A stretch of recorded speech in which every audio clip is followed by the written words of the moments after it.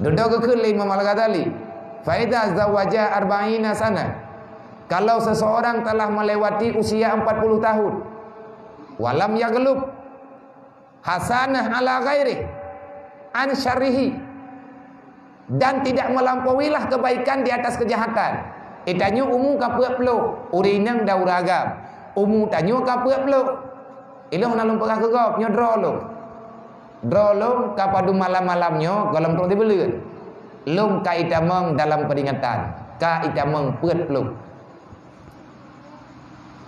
Ka itameng dalam peut peluk tu. Berarti karuh lum yang kepegah Imam Al-Ghazali.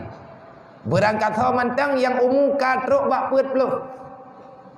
Nyen cico kalkulator lagi kepegah li abah beno. Maya hana tengah tiga hana li lumboi, boh lumboi beli. Ngamo kira? Putra tak kira? Ci hetong si at selama udip. Dari peut peluk thon kon peut peluk thau ke nyo hana dadao. Et peut peluk thon yang kau likut. Adakah kebajikan yang kita lakukan dapat mengalahkan kejahatan ataupun tidak? Siapa yang lebih dominan? Getanyo kata ikut lomba ka peut peluk thon. Peut peluk thon kita berlomba. Liyabluwakum ayyukum. Kita telah berlomba antar sesama di hadapan Allah. Nanti pada hari kiamat akan kepegat persidangan li Allah. Yang teh lebih le mak mentua ayah mentua. Sawale buat god ngan buat bro. Sawale dasar dengan fahala. Nyan ci timang-timang tiat. Nya ai jawab rigop, yang ai jawab dro ke dro te. Jangankan orang lain, anu tu hai jawab. Anu hai ta jawab le tanyo hai ta jawab anu.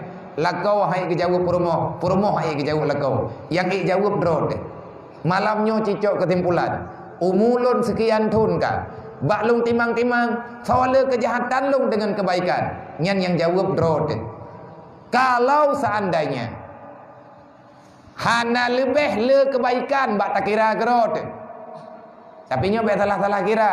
Nya salah kira rian re. Nya salah tak kira ujub re. Nyo getanyo kan berbicara kira untuk ujub, kan tayak hetong untuk takabur, kan tak hetong untuk penan ria hati ataupun ujub dalam hati dia.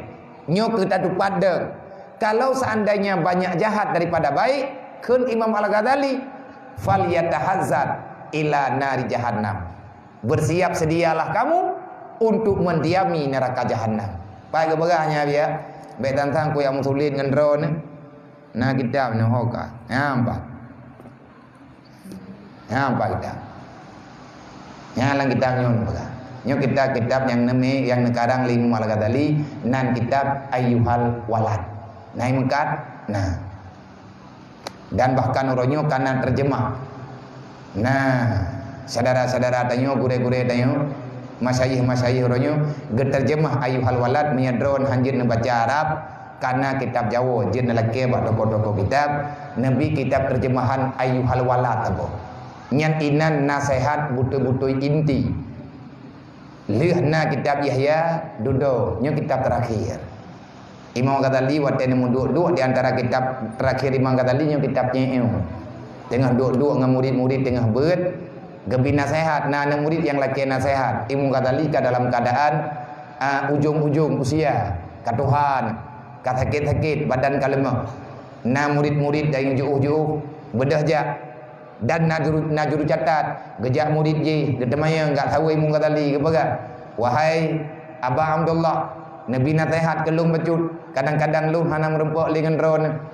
Gebi nasihat abo. Nyan urang khadam Imam Ghazali lah yang tukang catat ubina nasihat-nasihat dan uronyo kajian ke kita. Menyatanya urang beut.